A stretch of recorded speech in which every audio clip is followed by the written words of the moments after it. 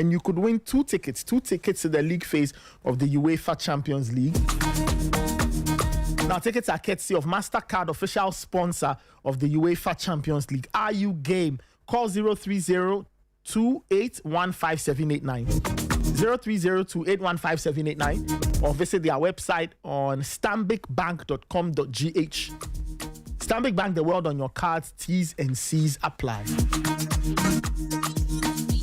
Now, Rexon's Duo sprays are made for motion, made for you. They have motion sense technology that has microscopic capsules that sit on your skin and burst with friction as you move, releasing extra bursts of freshness for every step you take and every move you make.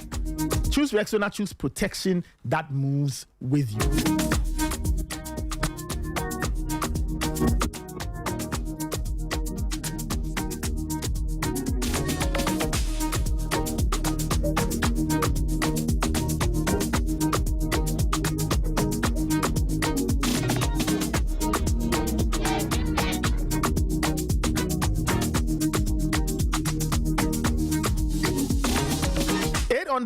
Eight on the dot. Let's get cracking. Yesterday, Mr. George Friye was on the Sporty Drive. Mr. George Friye is former vice president of the Ghana Football Association, and he had some very interesting things to say on a number of things. I guess the biggest one has to do with the future of the FA, right? Who heads the FA, who becomes the FA boss, who should become FA boss. For observers of the local game have spoken about the need for change, the fact that they believe new things must happen at the FA, new people need to run football and all of that. So this is what Mr. George Friye had to say when we talk about the GFA presidency. He gave his own take on the running of the FA, who should lead the FA, and related matters. This is from yesterday when he was hosted by the Dynamite Fifi Bansin on the Sporty Drive on Sporty 106.1 FM. After 8 years, I want to see the leadership of the FA changed, not necessarily George Friye. You understand my position? Yeah. My position is that we've witnessed 8 years of Mr. Ketiye Okriku's administration. 8 solid years. By next year, September, it will be 8 years since he took over. I am saying that Wabeyebi, Berima Beyebi, but new person must emerge to take over the FA. Not necessarily me. Me, I have not taken a decision yet. But I'm saying that whether me or somebody else, new person must take over from the FA. But if people call you, you go. I can't tell for now. I have a lot of things doing now. My interest, power, will be to see one of these young guys emerge as the next FA president. Somebody who is upright, somebody who can do the job. Like who? I will mention him now, for now. But everybody think that you're also qualified to do Super that. qualified. Yes. So why won't you and you want somebody else? Person. No, I mean, I'm saying that now. Because you are espousing a lot of ideas, you are bringing up different, you have a manifesto, you've been vice president before, you have a wealth of experience behind you. See, I'm saying so that why are you not the one? From now to the time is enough time to decide? I'm doing a lot of consultation, but trust me, my position hasn't changed. I want to see a new person emerge as the next FA president, and I'll do everything in my power to see that come true.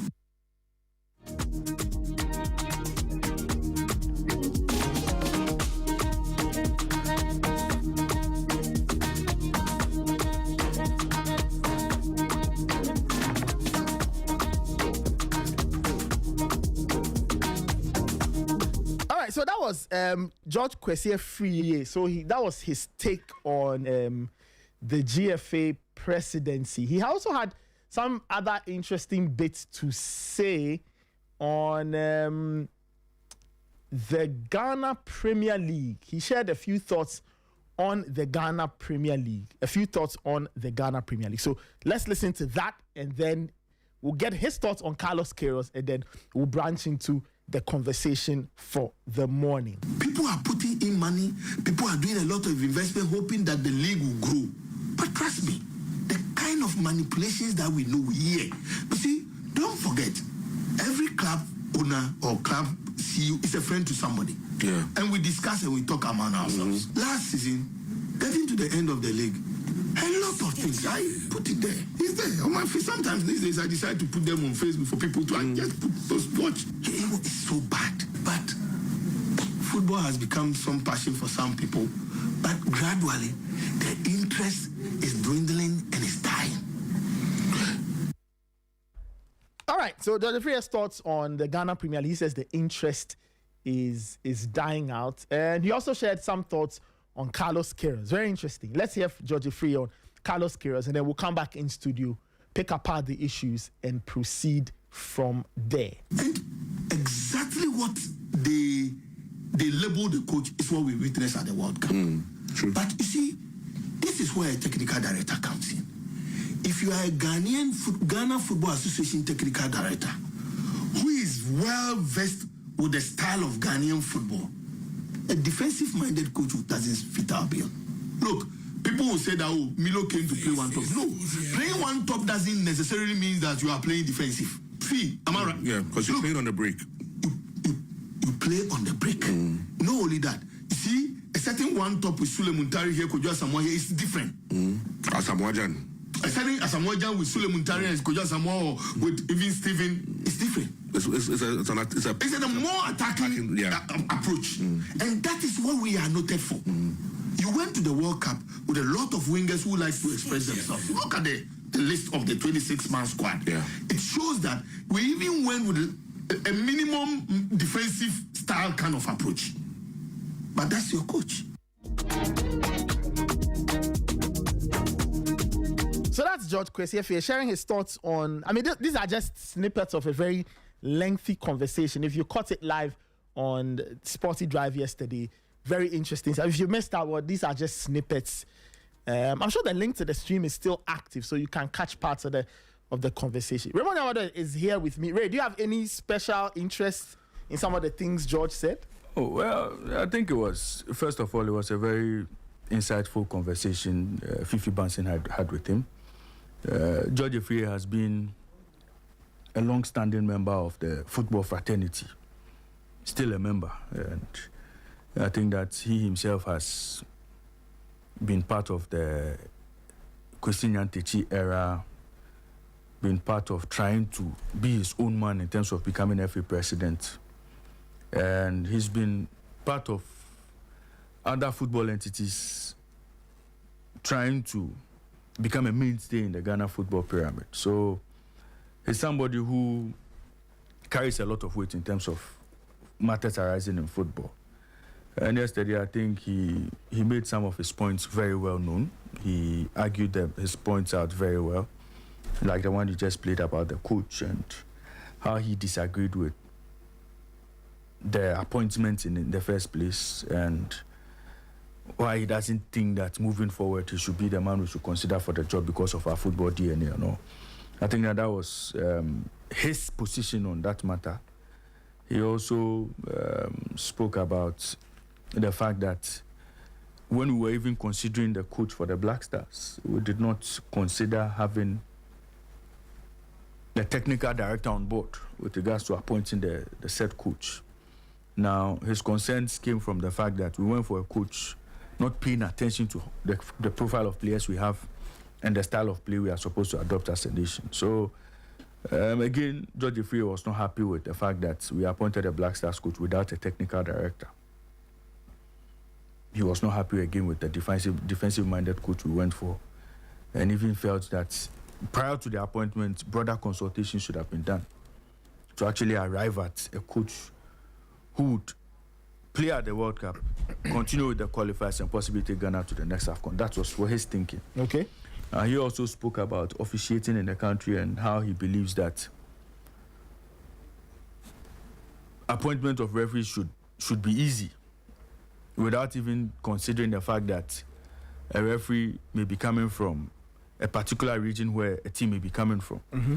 And he says that if you have a system where the integrity of the referees is up there, where referees understand what they have to do, where referees understand that, look, they want to give off their best so that they can get the FIFA badges officiating CAF Champions League games, officiating some of the big games, and become referees that are considered world class. I mean, it shouldn't be an issue, and technology should be part of dealing with some of these challenges in terms of getting referees to be at a certain level. He also spoke about the fact that he, based on the kind of system we have now, George Efrie was privy to some referees who could be termed president's referees, the FA president's referees.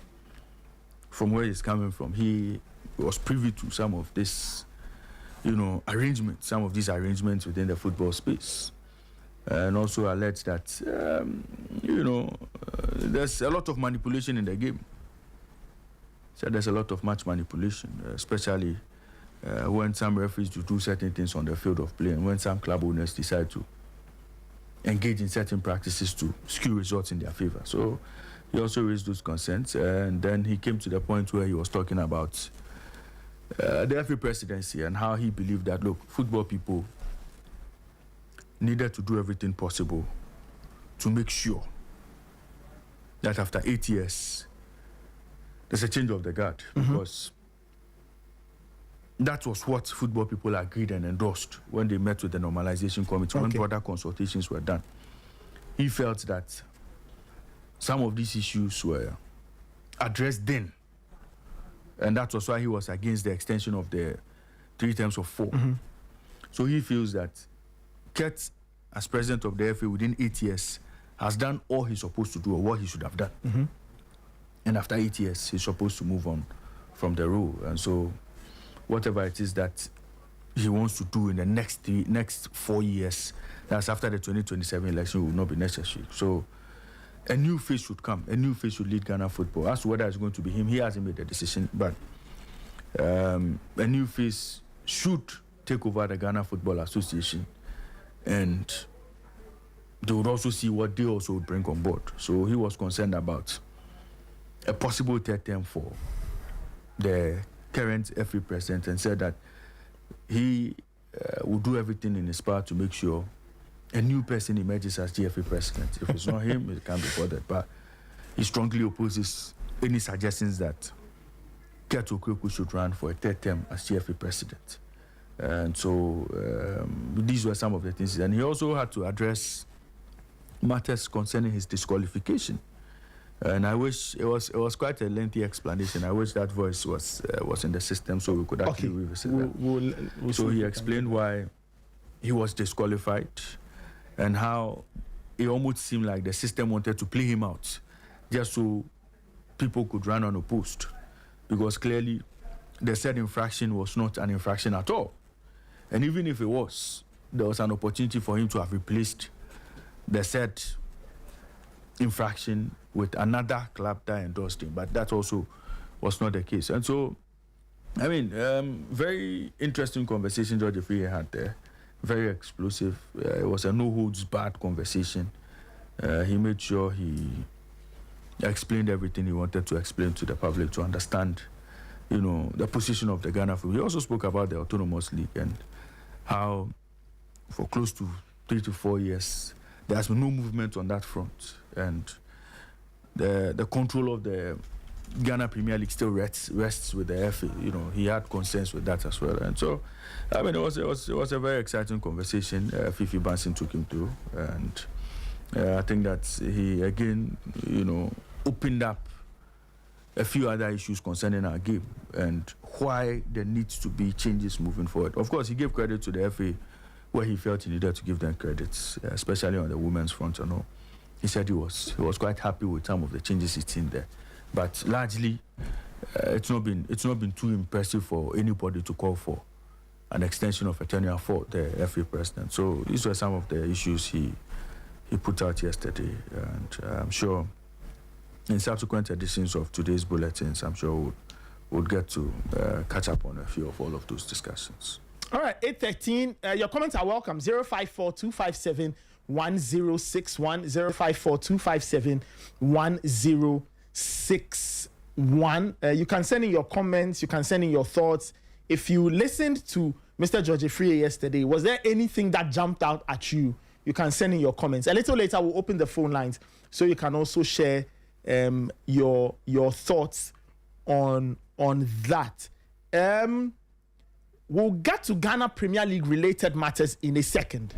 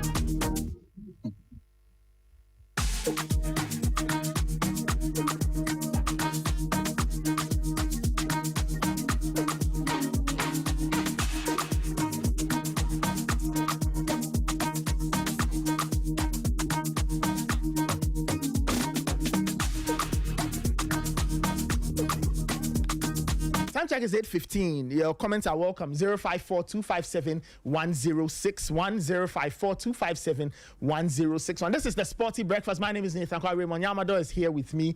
The production team, they are in place.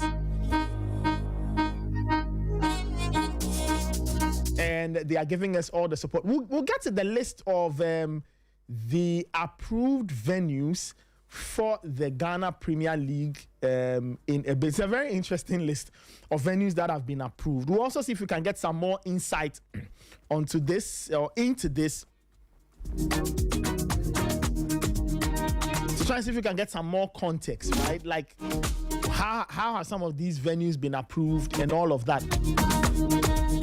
And then we stay with Ghana football and talk about Asante Kotoko, because yesterday a video emerged of Mr. David Nyako, who's the brands manager, I think, at Asante Kotoko, talking to players about the fact that they can't go on TikTok and do the dance challenge because the club owns their image rights. We'll try and get a better understanding of this. What exactly is the situation when it comes to image rights of players in Ghana? Is it cast in stone that once you sign for a club, you've automatically handed over your image rights? Or it doesn't work that way? Because, outside Ghana and in Europe, players can actually, the players have control of their image rights. They can wire it into their contract and say, I want a certain percentage if you use my image and all of those things. And they can be very strong sticking points. So we'll see if we can get some great legal education on how these things work. How do these things work? Image rights of players. Is it cast in stone once you sign the contract, or you can negotiate? Try to have some control over that and some benefits from your own image rights. And then we'll talk some transfers a little later. Things are happening in Europe. Clubs are signing players. Players are on the move.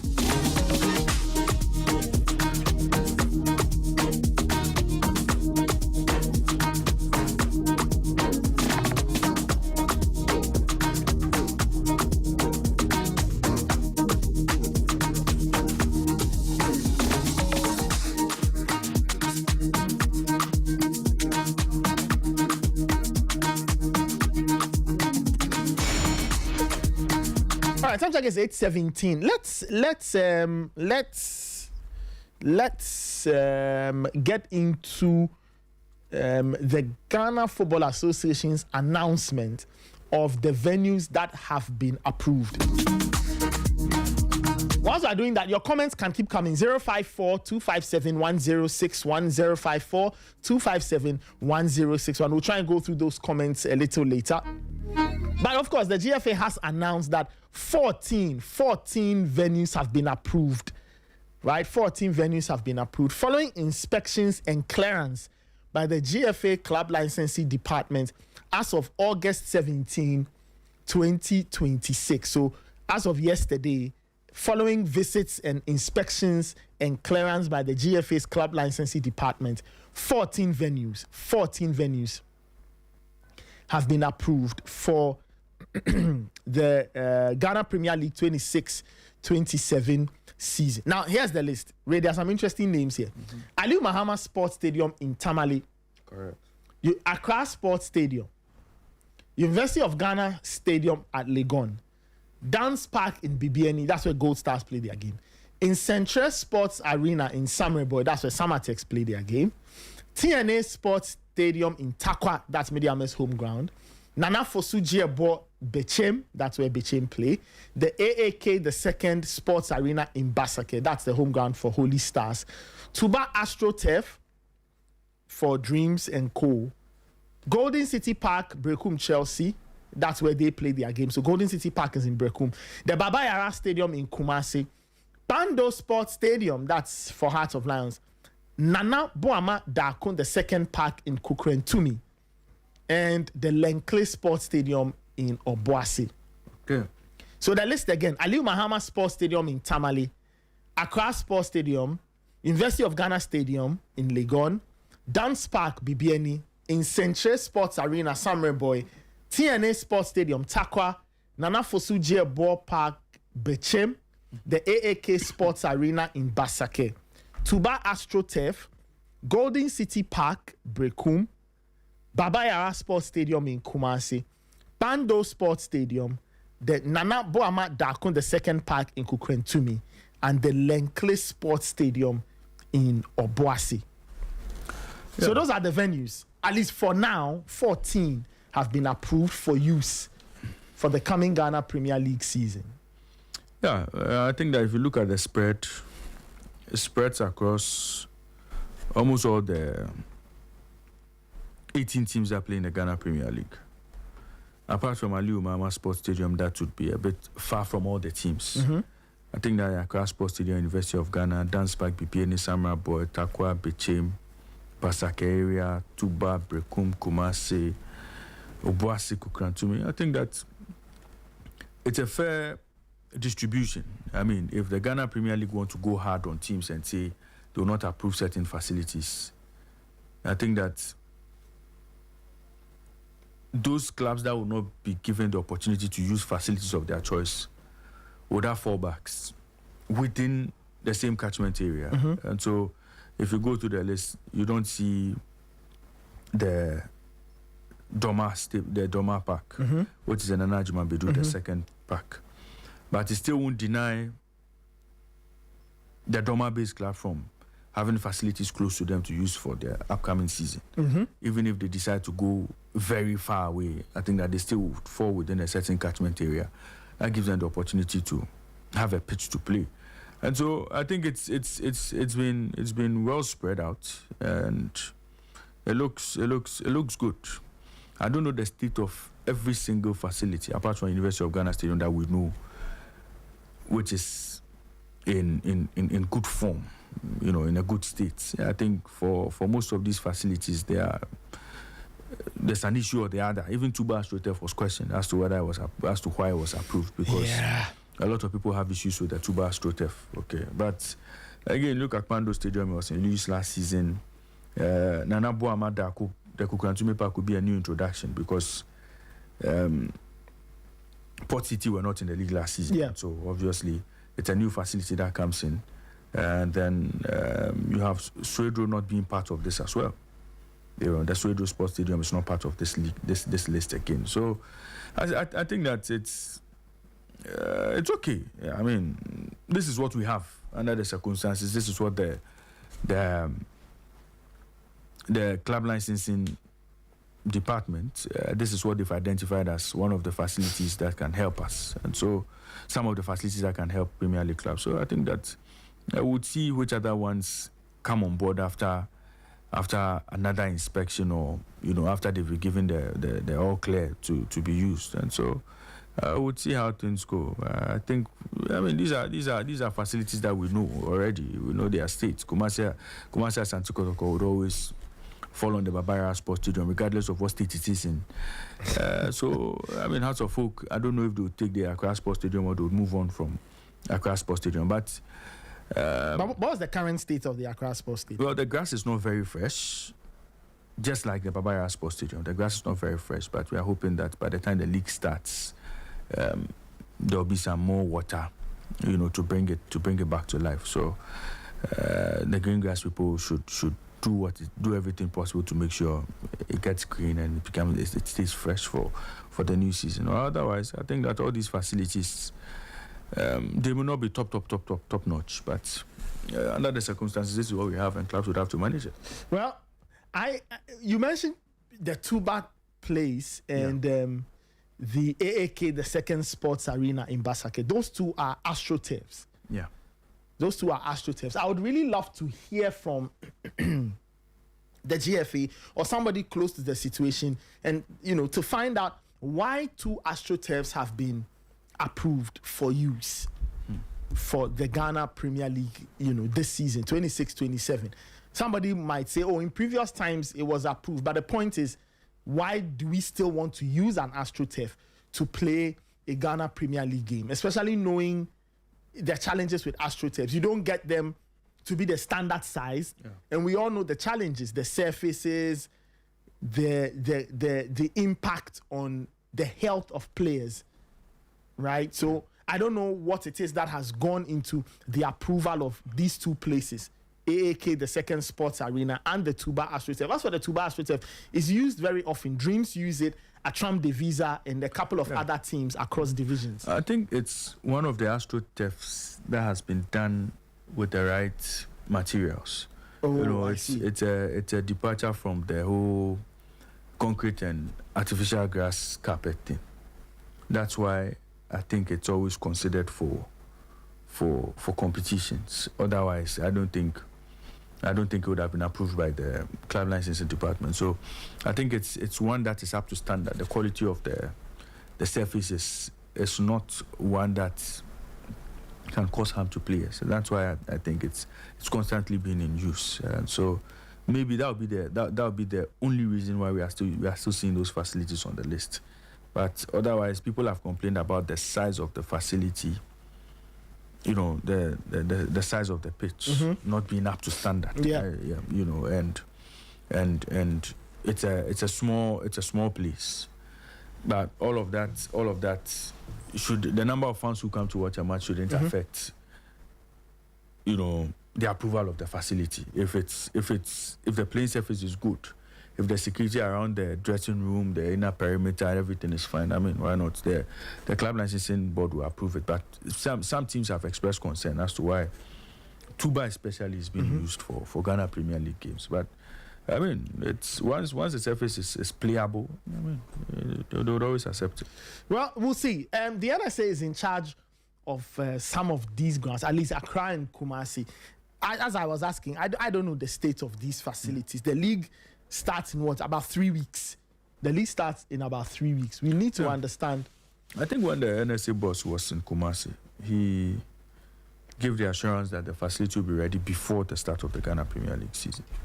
So I'm sure the NSA and the owners of the facility are doing everything possible to make sure the facility is ready for the new season. And even earlier today, there were reports that Kumasi Asante Kotoko have written to the NSA looking to rent the facility for the entire season. Yes. So again, that is something that's on the table. They want to rent the facility for the entire season. For the entire season. Okay. So why previously it wasn't happening that way? I think it was on need basis. I think it was on need basis. As and when Kotoko wanted to play the agreements would go into, but I think they want to rent the entire edifice for the upcoming season, which would mean that once you're able to rent the facility for the entire season, it means they would find a way to do their own marketing, find a way to, sell whatever they want to sell on their own. Okay. And then that would be independent of whatever the NSA might be demanding from them. So it's almost like they lease the facility from the NSA for the entire season. So they become responsible for the maintenance, they become responsible for who advertises in there and everything. I'm sure that's the picture Kumasi and Asante Kotoko are possibly looking at, so that they can get a bit of commercial advantage from renting the facility. I want to believe that's what Kotoko want to do. So it's entirely up to the NSA to decide if they want to go into such an agreement with Kotoko. But that's what's on the table for now. So we'll see how the NSA understands some of these things, and we'll see if they will indeed give Kotoko the chance to rent the facility for the period they want. That if that happens, that is a very interesting move. That is a very, very interesting move. But a move, well, look, Kotoko may have the finances. They may have the finances to do that, because renting it out for a it will be 17 league games. Yeah. 17 league games at home. No, provided nothing happens. Yeah, but that would be taking it for the entire season. Yes, so 17 games at home. Yeah. Well, I don't know how much it will cost them. I'm sure they've sat down to work the numbers. Yeah. So going back to the story, Kumasi Asante Kotoko, under the proposal, will take full control of the stadium on match days, retain revenue generated from their games, whilst the NSA would remain responsible for preparing the facility for matches. The development comes as works continue at the Bavaria Sports Stadium ahead of the new season. The NSA Director General recently inspected the stadium, including the pitch and ongoing facility upgrades, and expressed confidence that the venue will be ready to host the matches when the 2026-2027 campaign begins. So, yes, so that's it. Just like I said, Kotoko are looking to take charge of the facility and be responsible for it and take whatever comes from the stadium in a proposed season-long agreement. So, again, we'll see I wonder if the NSA, well, I wonder. I mean, you're right on the score that we'll have to wait and see. I don't know if the NFA will approve. If I'm NSA and I'm looking at the games Kotoko will be playing this season, Kotoko has a huge following, but will all of those fans come to the match venues? Will all of those fans grace every single match to play, apart from Hearts Kotoko, which would drive the numbers up a bit?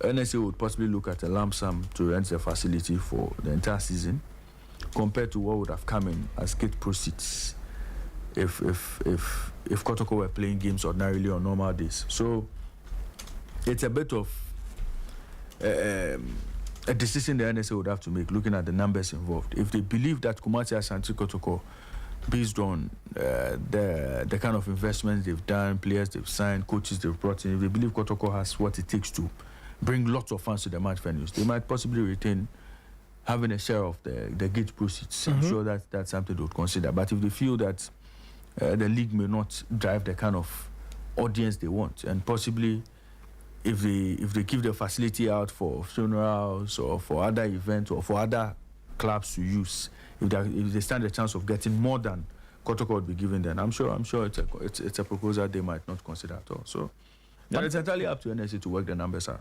Yeah, but nobody, you can't see into the future, right? How do you know, as they're saying, if fans will come to the ground or not? Last season, Kotoko suffered a lot from a lack of attendance. Not a lot of fans showed up every week to watch them. Yes. So if the NSA looks at it like that, well, they can say, okay, well, let's take whatever they have to bring for now and give it to them for the entire season. But looking at how much Kotoko has invested in the club over the last few months, coaching, branding, marketing, players that will be coming in, I think the NSA will be smart to say, well, no, let's allow them to play on need basis and share gate proceeds with them. I think the NSA would be looking. You think the NSA would pick that one rather than leasing, renting it out for renting it out for and possibly missing out on whatever revenue they could have generated from other clubs using it, or possibly even giving it out for non-sporting events. So it's still something that the NSA would have to look at very well before reaching a conclusion on what they want to do with Kumasi Asante Kotoko and the Bavaria Sports Stadium. Okay. But for listeners, I mean, that's the list in terms of the approved venues. One more time, I'll run through the list for you, and then we'll go through some of your initial comments that have come in. We'll still see if you can get some great legal education on this image rights business. It's a very interesting conversation. Very, very interesting conversation.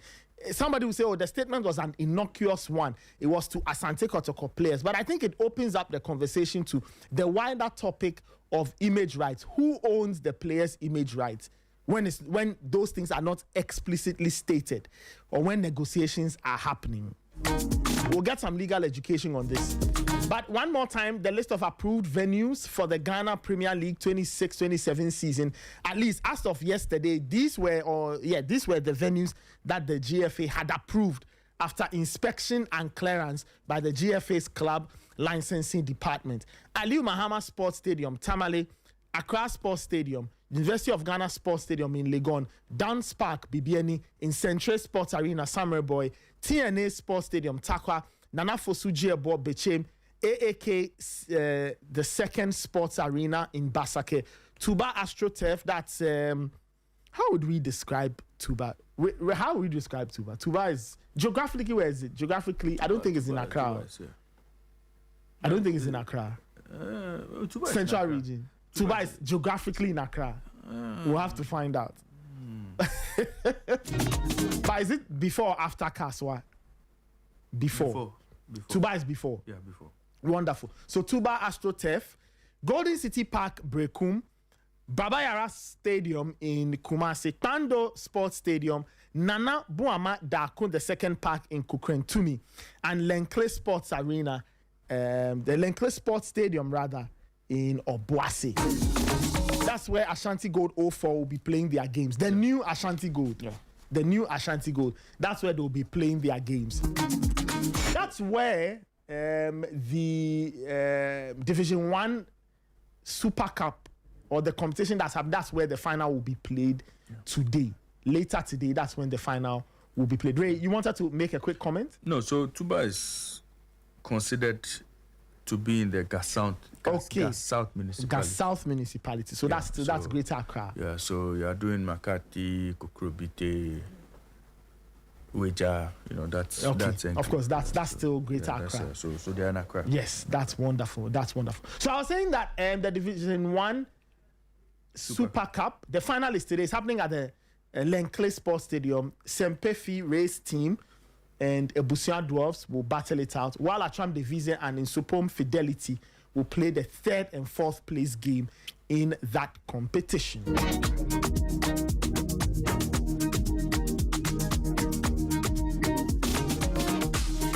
Now, on the list of approved venues, there's a list also for Division 1. There's a list for Division 1. And Division 1 is so large, they've broken them up into zones.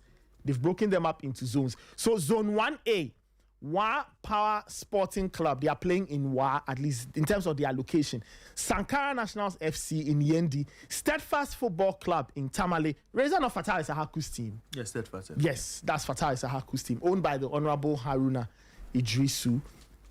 Northern City FC in Tamale. That's Northern City FC, Tamale City FC in Tamale, Brekum City FC, they will be playing in Bolga, and Kalibi SC, they will be playing in Wa.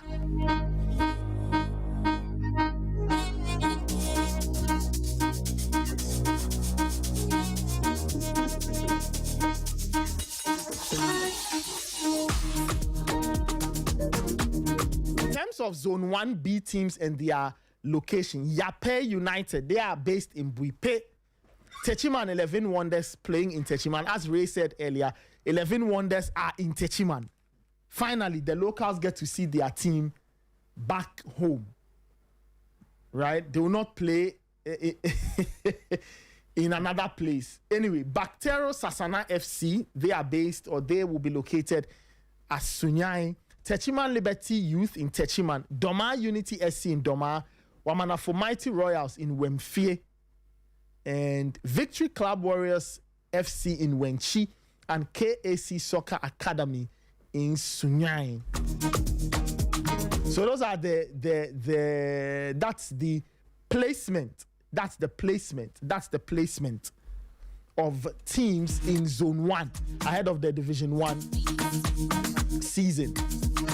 They'll bring, of course, I'm sure the GFA will announce the other zones a little later. So this is just for Zone 1A and Zone 1B. This is still the Sporty Breakfast. You can send in your comments, 054-257-1061, 054-257-1061, 054-257-1061. Let me go to the line. I see Michael Asaibuedu joining us on the Zoom. I can see him right there on the screen. Michael, good morning. How are you doing? Good morning, Nathan. I'm good. How about you? Yes. We are fine.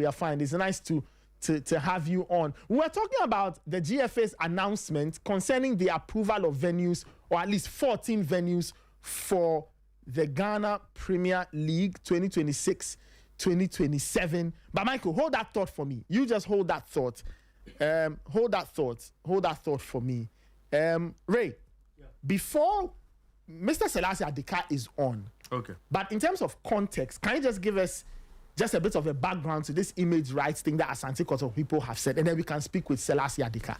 Well, I think yesterday the brands manager, Comsen brands manager of Kumasi, Asante Kotoko, was having an interaction with players, and he was telling them about they not being able to do certain things on social media. Mm-hmm.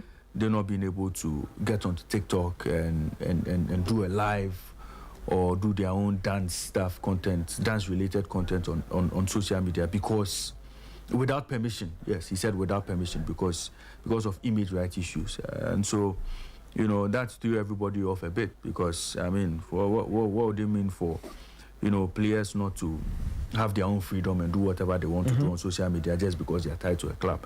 So that sparked a conversation on social media, and it brought us to a point where everybody wanted to understand what image rights really are and how it binds players, and how players are bound to conduct themselves based on arrangements like this in their contract. So that's where we are in terms of trying to understand and brainstorm over what the image rights are, and where it actually starts and stops for players in terms of what they do within their own space, not related to the club and all. So that's where the matter is. So it's the Kumasi Asante Kotoko PR comms and branch manager who has sparked this debate on social media with regards to this image rights. Earlier this morning, you made a reference to the GFA standard player contract, and Mr. Adeka is on the line. Mr. Adeka, we'll come to you in a second. We are just trying to lay the ground and paint the context for you, so you get where the conversation sits. Ray, you said you were going to get that for us. Yes. So maybe after Selassie is done, I'm sure we'll get into it. All right, Michael, before I go to Selassie, you did state something that you got some insider info as to the context of that conversation and what Mr. Nyaku was seeking to communicate. Can you just state that, and then we speak to Mr. Adeka? Hello, Michael. Okay, Michael has stepped away. But let me go to the line. Mr. Selassie Adeka is joining us. He's a private legal practitioner. We just want to get his thoughts on the idea of image rights and whether clubs hold 100% of it. What exactly are we talking about?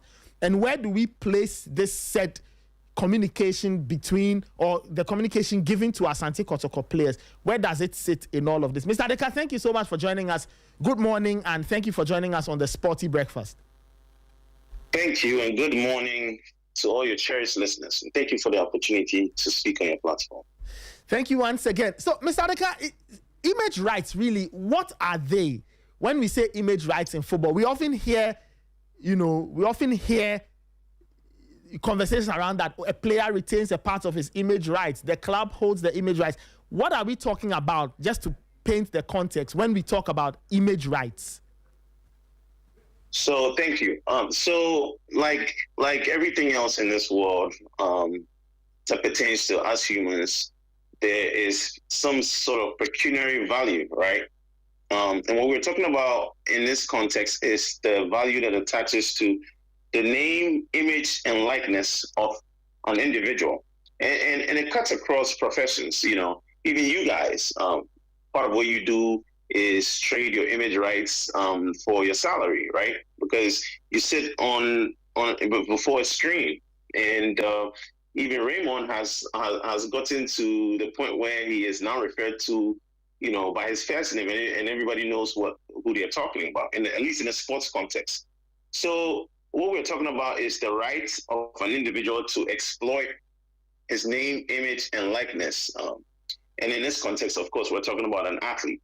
Why so? Because the athletes are very visible. They're entertainers. So they have the ability to get in front of, a very wide audience. So that's what makes it relevant. But it exists for any type of professional. Even if I to be able to take advantage of Instagram to a point where I become a celebrity, then what I'm exploiting is my name, image, and likeness. If I include pictures in my posts for my audience. So that's what we're talking about.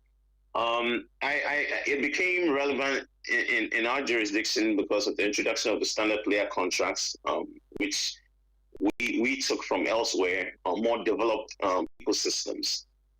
So and with the coming into force of let me be clear, there is no codification of image rights.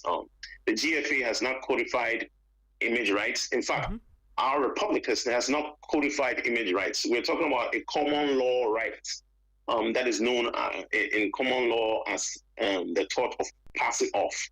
So if you were to pass off my image, my name, image, and likeness to sell a product, then I can sue you. This sort of also relates to how defamation damages are quantified. If there was no pecuniary value attached to our names, image, and likenesses, then the total of defamation would not be compensation recovered in defamation actions will be very low. So that's what we're talking about. In this context, it is relevant because the players, by virtue of the GFA's mandates, have signed certain contracts that perhaps contain certain clauses that pertain to this right.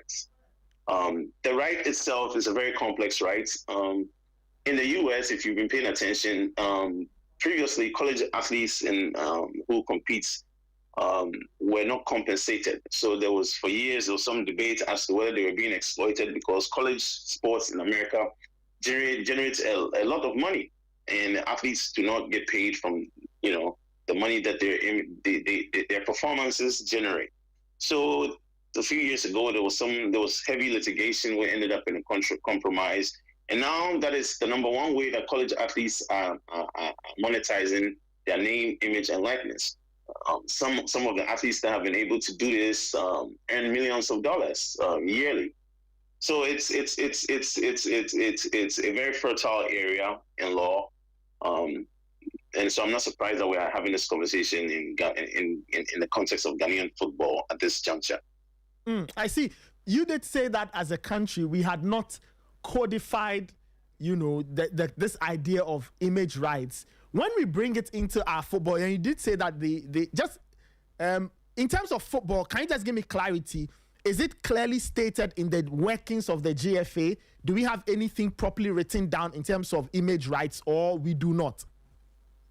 Okay, so because you asked a very broad question, if you look at all the GFA's regulations, the GFA itself is very keen on the protection of its rights in its productions, which are in essence image rights also. So the GFA in its regulations has codified those as it pertains to the GFA's rights to the rights that emanate from its competitions.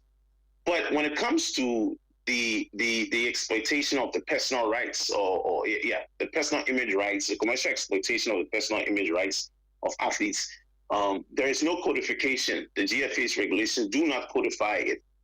What I sought to clarify was that the GFA, in requiring mandatory player contracts, put that in their regulations. So that's what's been codified. And this issue of image rights flows from that codification because the standard player contracts all over the world address this issue of image rights. So that is what I believe has brought about this conversation.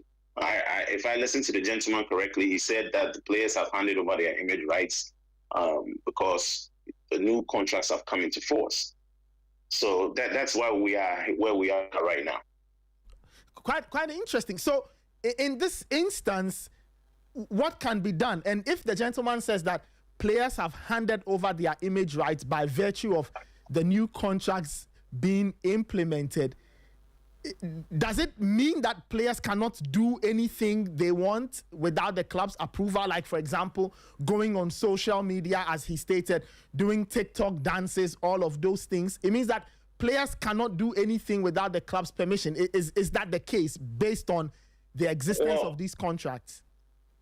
Well, since the gentleman is not here to clarify what he meant, and I happen to follow him very keenly, and I love his work and what he's trying to introduce into Ghanaian football. So I'll cut him some slack and give him an opportunity to explain himself. But for the purpose of our discussion, we're going to keep it educational. So with that said, let's talk about what these rights are and what the parameters are, right? So if you pay attention to the words that were used by the gentleman, he referred to the commercial rights, right? So there is a commercial for your image rights. You can either personally exploit them, which means when I'm trying to build my Instagram page without monetization, I can create viral reels, right? Those are personal, right? Because I haven't monetized yet. So that's a personal exploitation. Now, when I begin to monetize, then I'm commercially exploiting those rights, right? Okay. So in this context, we are talking about the commercial exploitation. That is what generally these player contracts cover. They cover the commercial exploitation. Mm-hmm. They do not cover the personal exploitation, which appears to be what the gentleman was alluding to, dancing on TikTok. Mm-hmm. But like I explained a few seconds ago, dancing on TikTok can have different motives. I may be simply trying to build my page, or I may be monetizing the viral reel, mm-hmm. at which point it becomes a commercial exploitation. So generally, in my experience doing this stuff for over 20 years, I haven't seen a valid restriction on a personal exploitation, which essentially means that if a private person decides to go on TikTok and make his video, regardless of his employment, I don't see how anyone can stop them. Now, in the context of a football player, football contracts or sports people's contracts usually contain a morals clause, right? Because these sporting organizations in some jurisdictions are big multi-million-dollar brands. And one error in judgment from on the part of one of their players can lead to a loss of a major sponsorship contract. So in terms I believe that is the outer parameter of a restraint on a personal exploitation of an athlete's image rights. So with that said, let's move into the context of the commercial exploitation. Like I said, this is novel in our jurisdiction, and in general law, we look to the UK, right, where there are gaps in our laws, not for their persuasive effect, but for their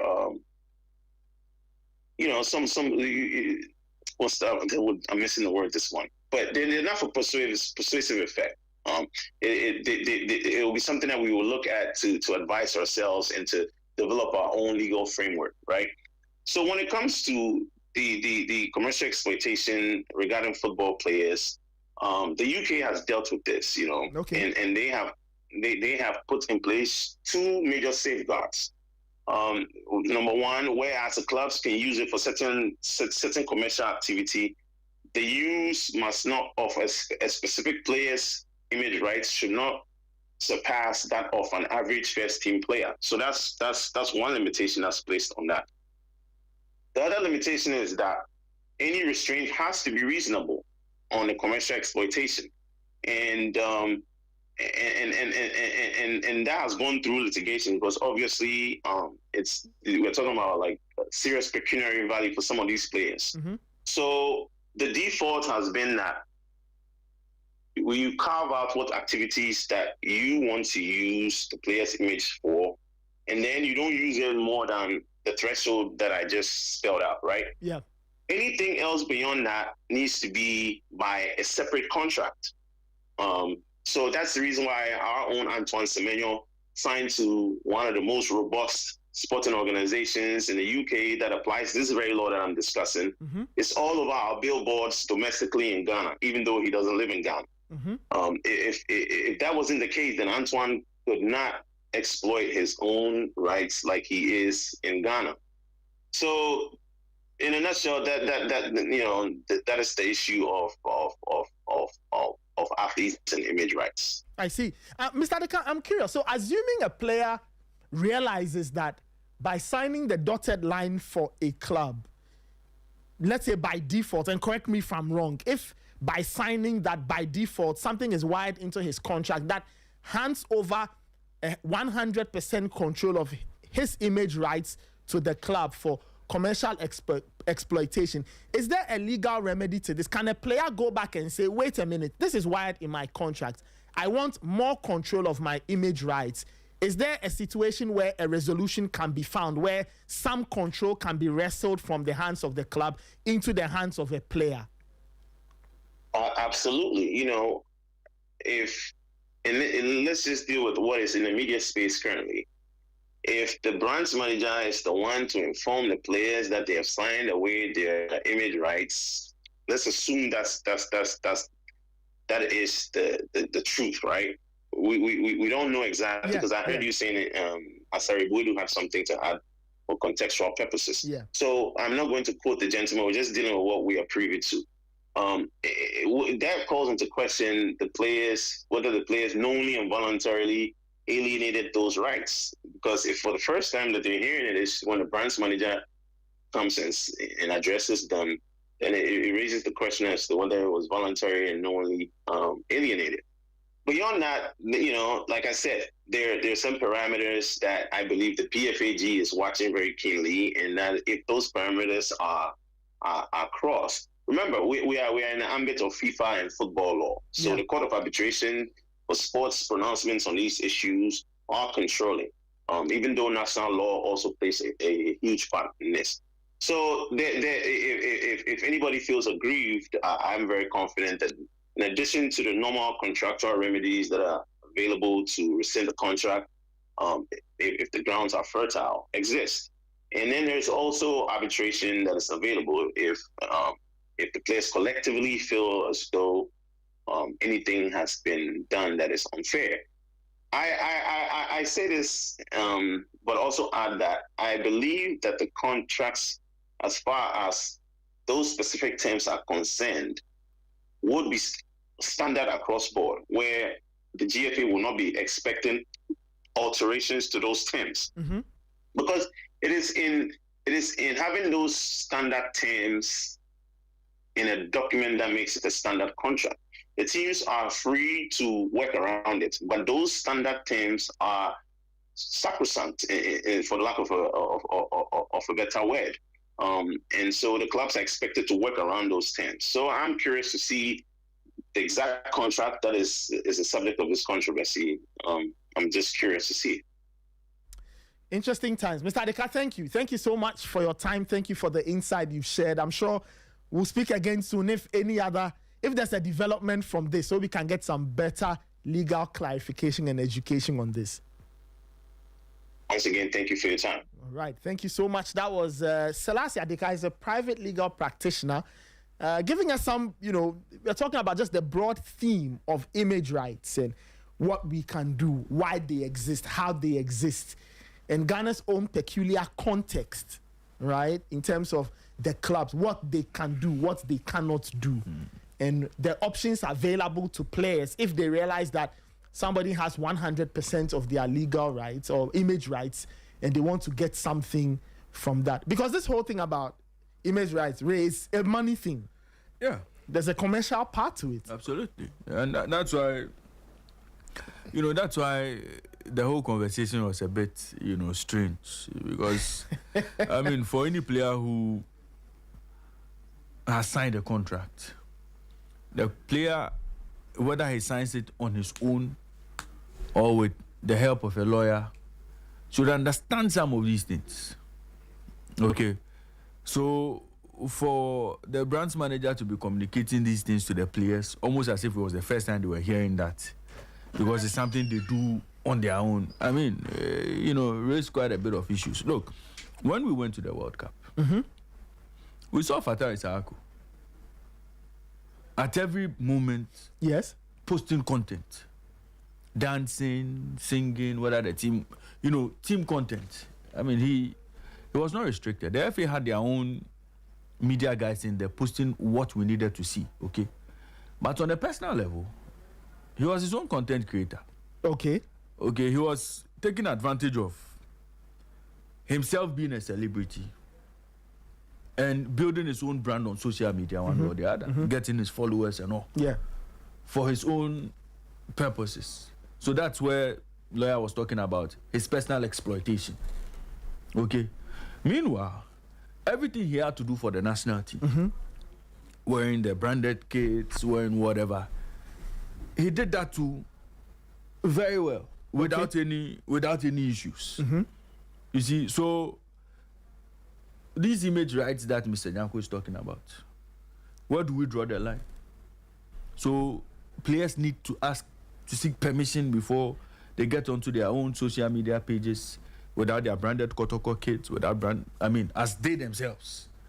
They need to seek permission to get into that space to do what they want to do on their own. I mean, it's a bit, that's what I'm saying. Image rights do not give you that absolute right to control a person's behavior on social media. Okay? If I am going to wear a Kotoko jersey, Kotoko branded kits, go on social media and do all sorts of things that would not befit the club. Clearly, the line, I would get into trouble doing that. If I, as a person, as a player, go onto social media, do my own dance content, do my own live, and possibly ranting about something and all, am I barred from doing that as well? Per the contract I signed? Because there should be a clear distinction.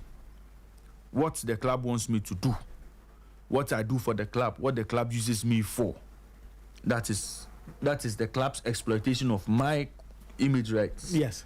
And then my personal self trying to do it. The whole thing is, you see, that's why, when Mr. Nyako was making that statement, you should have known very well that, again, despite the fact that the player signed that contract, there's a certain constitution that also gives him rights to do. He has his own liberties under a national constitution too. So you see, again, the athlete can argue on those lines that, well, look, there's freedom of doing everything. So this contract might restrict me in a certain sense, but in the broader sense, I have my liberties too. You see, so that's how complicated it is. So maybe there should be a bit of, clarification from Mr. Obin Nyako, so that we understand properly what he was trying to say. Okay. If indeed in the contract of the players, they are barred from going on to social media to do whatever they want to do, per the dictates of that contract they signed. We should know all of that, so that the players on their own cannot engage in any commercial activity outside Kotoko's own, commercial business will be doing with other clients and all. And just like lawyer said, Semenyo is sitting somewhere, but it's in Ghana here on billboards and all, doing all sorts of adverts and all. Where does Man City draw the line for him? Yes. I think that should be fair, that all players have their own lines drawn for them, so that they know what they can do outside the club's image rights restrictions and what they cannot, what they are free to do as persons. It's complicated, but I'm sure we'll figure it out in the coming days. Okay. I have a copy of the GFA standard player contract 2025. Very well. And on page 6, and Michael Asabwedu is back. Michael, welcome back. I was trying to get something you shared earlier with us. Something you shared earlier with us, just based on your own insider info concerning this interaction, which has generated a lot of conversation. The bit between Mr. David Nyako and the players, but I couldn't get you before we had Mr. Selassie Adika on. I think that would have brought some more context to that. Before we get into maybe your own take, and then there's a part of the player contract that I think speaks to some of these things we are discussing. So maybe I don't know if you want to give us that bit of inside info, and then we can read what is in the contract, and then we take the conversation from there. Okay, thank you. So yesterday I had to engage one or two people behind the scenes to understand from which context that David Obenyako spoke, and two different people gave the same account. They said it was much more of an educational session, and so he was briefing the players about the new introductions into Ghana football. And the whole image right conversation he brought up was not something in isolation or something that is restricted to Asante Kotoko. In fact, 1 year ago when the GFA's Congress approved the player standard contract for implementation from the 2025-2026 season onwards, they captured as part of the whole document the image right aspect, where it speaks to the rights for the players, where they speak about third-party exploitation and all that. So it is captured in the new standard contract that the GFA has approved for clubs to use in their engagement or dealings with players. For instance, if Abdulaziz has just moved from Sweden All Blacks to Accra, they will confirm that move in a matter of days. He's completed his medicals and everything. He was signed a new contract. Again, last season, Hubert Jehu, Seth Kwejo, and all the players who signed for Asante Kotoko, they signed the dotted lines regarding the new player standard contract agreement. The GFA's caveat was that players who had contracts running at their respective clubs were allowed to run the entire course or the entire duration of their remaining contracts. But in the event that they transfer from that club to another club, or they are renewing their contract at their clubs due to improved terms and all that, then they would have to negotiate based on the stipulations in the player standard contracts agreement that has been approved by the GFA's Congress. So that is how it is. So some players in the Ghana Premier League are running on contracts that has the stipulated image rights breakdown. And then those who already had contracts running before the approval will have to run through their contractual terms and obligations and everything that requires it. So when I engaged these people, like I was saying, the conversation was about what was David's intention. And his intention was to bring the players' attention to the new development. For instance, if players had already signed and were not aware of something like this, then he was making it known to them so that they can tap into it.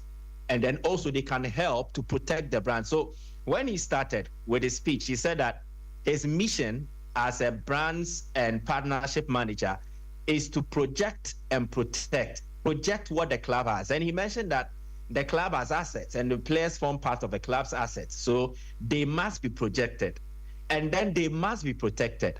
So the aspect where he spoke about, you have sold your image rights to the club, the persons I spoke to were like, he was making an illustration. Okay. Then he was demonstrating what they could do, especially in a club apparel or in a club team bus. Let's say the team is traveling to Accra and a player is wearing a cap of Asante Kotoko branded by THB. And then they go on TikTok and do something untoward. He said that does not conform to the stipulations of the image rights. Again, you are wearing an Asante Kotoko jersey or a kit or any apparel of a club, and then you are seen dancing in a video that does not in any way conform to the values of Asante Kotoko. So he was trying to guide them on the do's and don'ts as regards the new stipulations or the new player standard contract agreement, the aspect that speaks to image rights and what players should do, what they must not do, and even tackles aspect of exploitation and all that. So basically, that was what David was speaking to. So it wasn't like he was imposing something on them that, okay, so you are players of Asante Kotoko, you don't need to come on TikTok. I think that was where a lot of the media and even people outside misconstrued from his statement. It wasn't exactly like that. He was trying to illustrate points to them so that they become aware. So I asked the two persons again that what were the reactions of the players, and he said they kind of understood and then they related well to the information. Even some had to ask questions.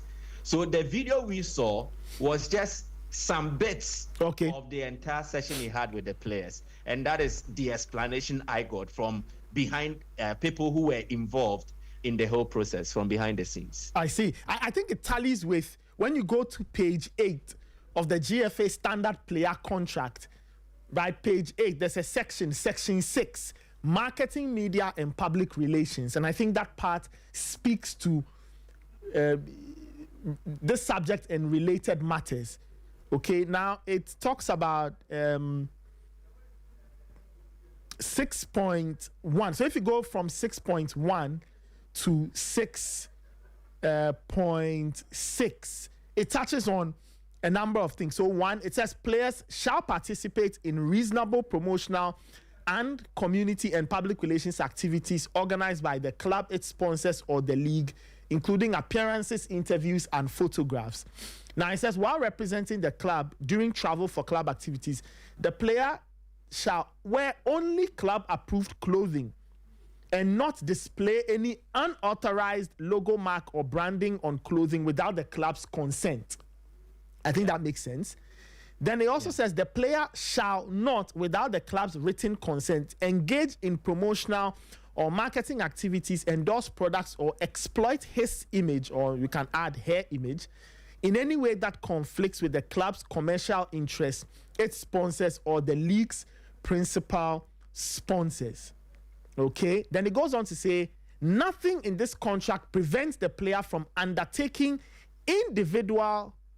independent promotional activities or using his image, provided that such activities do not conflict with his obligations to the club and the player provides reasonable prior notice to the club. The player grants the club the right to use his image in club context in promotional and marketing activities, including squad and individual photographs for the promotion of the club, the league, and related commercial activities, provided that the player's image shall not be used more frequently than the average usage for first-team players. The player's image shall not imply personal endorsement of any brand or product, and the club may continue using materials already in production at the time of contract termination. And it goes on and on and on and on and all of that. It also adds that the club shall take or reasonable steps to ensure that any third party authorized to take pictures of the player does not use them without the club's consent and in accordance with the agreement. And it says the club reserves the right to enter into additional agreements with the player regarding advertising, marketing, or promotional services. So I think that some of the things I've read, Michael, ties with at least the clarification you got from the inside in relation to what Mr. Nyako was trying to put across to his players.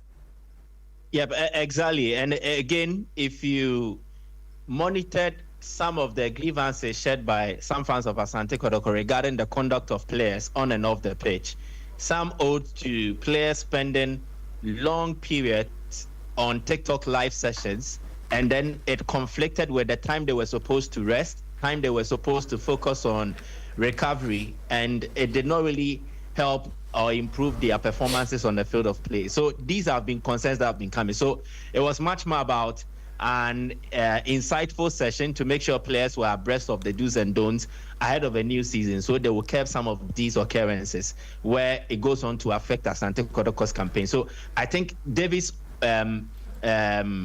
session was geared towards that. Again, I listened to the brilliant delivery from Lawyer Adika, and I think it was more educational and related exactly to what the whole image writing is. Yes. Now, per the document you read, it is stated in there are several clauses and stipulations pertaining to image rights. And I have sent you a summary, if you can see. Yes. So it is stated categorically in the document that the image rights of players are expressly part of the contract. If you have to do a media summary or a business summary, it states that the image of a player is not treated as an accidental or secondary issue as per the GFA standard contract agreement. It is expressly within the subject matter of the employment agreement between the club and then the player. So what it means is that there is a new addition to how players were perceived in Ghana previously. There is a new addition to what makes a professional player in the context of the Ghana Premier League now, this document. And it goes on to explain that the player personally owns the image. And it reads that the player owns the image in terms of his individual name and the nickname, the fame, and then the reputation. So, for instance, Benjamin Asare, Shatta. In the football contest here on the local terrain, He's the only player people refer to as SM for life, Shatta. So it has become someone like a moniker. Then he has his own individual name, Benjamin Asare. Even if he has initials, like we know for CR7, LM10 for Lionel Messi. And then let's say we have Benjamin Asare 1, so BA1. It becomes part of his image. And then he can commercialize it and make money. Again, the fame and then the reputation, he can profit of it from a commercial point of view. The image and the likeness. So even if someone draws a cartoon, makes a caricature, or someone does an animation on social media, then there is a certain likeness to the image of Benjamin Asare. His team can study and look at loopholes where they can profit from it. His signature as well, his voice, film and photographic portrayal, virtual and electronic representation, and then replica or other identifying characteristics. So this is the key ownership statement here, the player's image. The player personally owns the said elements I mentioned and is the foundation for the rest of the image right structure that the GFA has in their documents. So commercially, we need to draw a distinction, which is very crucial. It means the club will not be described as the owner of the player's image. Again, let me repeat. The club is not described as the owner of the player's image. Rather, later clauses will give the club permission to use that image in a specific circumstance or in specific circumstances. So again, the document spells it out that the player owns his image. So he would allow for usage by the club the moment he commits to a contract. But even there are specific circumstances like a group photo. So if Asante Kotoko has to assemble all their players and then take them a group photo used for a calendar or maybe a seasonal something purposes, the player has consented to that by signing to the contract. Again, using the player's name at the back of his jersey or at the back of replica jerseys and then selling them. The player has given access to that. But those are specifics. You need to go beyond that to tap into the other aspects of the image right. And again, the document spells it out. So it asks about club contest. And club contest here is any representation of the player or the player's image that is connected with the club's name, colors, strip, trademarks, logos, and other identifying characteristics of a club or its associated companies. So practical examples are like a player wearing the club's official jersey in a match day graphic. That is a typical club contest. Yeah. Again, a player that is featured in an official squad photograph, like I mentioned, club contest.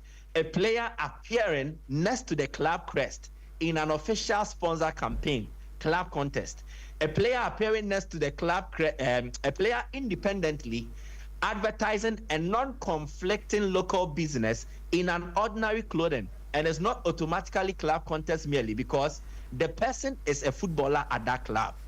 The distinction would have to create two overlapping commercial assets. One, the player owns the personal identity, while the club controls the name, crest, colors, kit, and other intellectual or commercial property. So they combine the two, and when they use it for a specific club a required duty or promotion or campaign, then it is club contest. But in the last one, if the player independently, let's say Benjamin Asare, and we know he has this deal with Polytank. Yeah.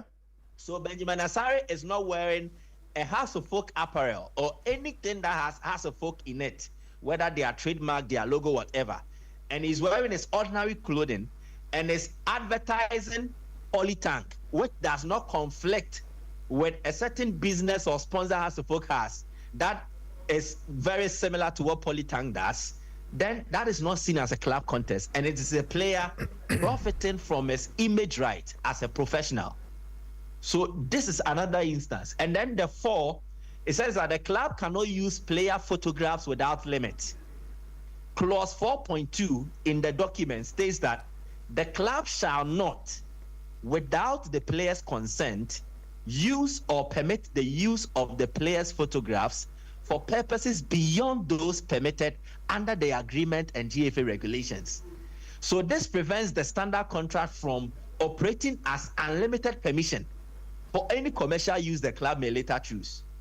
So, yes, you have my photograph, but it does not give you express access, so you can do whatever you want with it.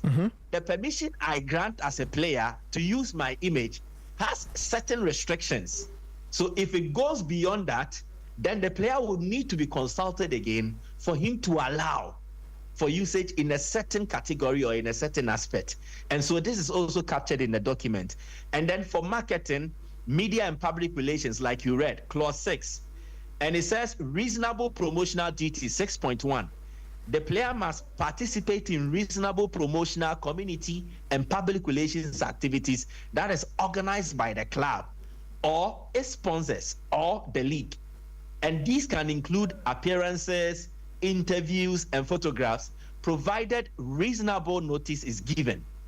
So if Kotoko wants to embark on a PR campaign, let's say they want to go to one community in Kumasi, and then they want to take part in a communal labor sort of, or they want to take part in any community social intervention program, the players would have to attend. They will wear Asante Kotoko apparel.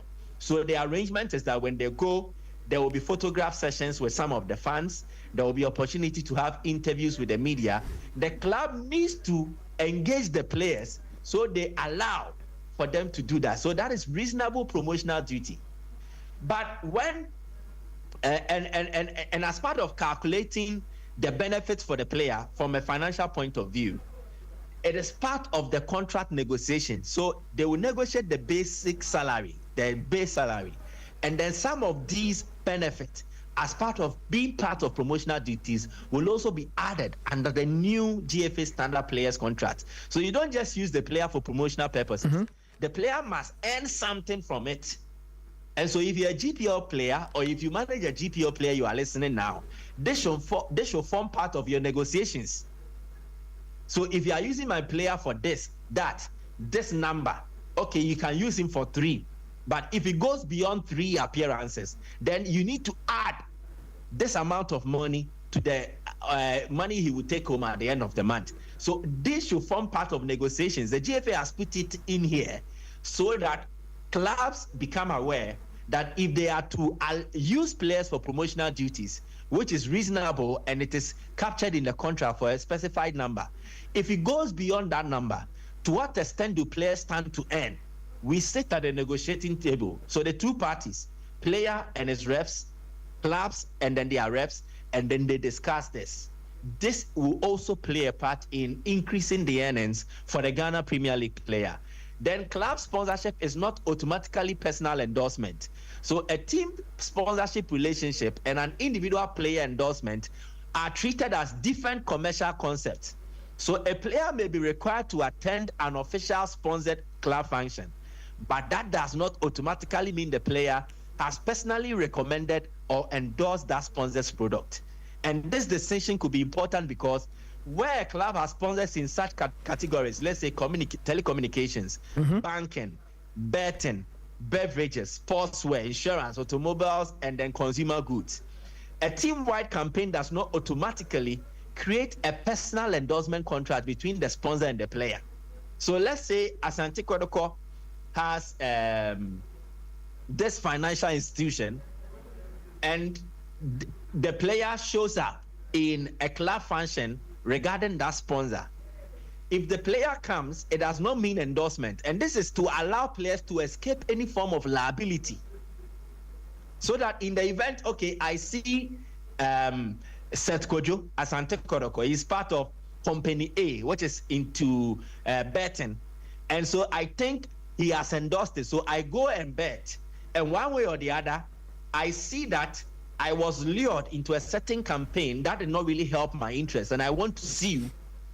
Seth Kojo will not be liable. He only played a part as a member of the club, and that was not a personal endorsement, so you can't take him on. And there have been instances where the crypto market has had issues with players endorsing certain crypto companies and then their strategies or their product, and then people went on to buy. The whole market collapsed. People lost their investment, and then the players were seen as luring them into certain campaigns or marketing opportunities, that was to milk them. And the players should have protected the interest of the fans. Players like Pogba, even Ronaldo to an extent, have been mentioned in this contest. In this case, this aspect of the stipulation in the player standard contract agreement will excuse any player of blame if they show up in a club function regarding a sponsor. And that will not be seen as an endorsement, and the player will not be liable from the legal point of view. That is also another part. Again, it states that players must also respect the club's commercial interest. And it reads like this: the protection for players also work for the clubs. It is a two-way thing.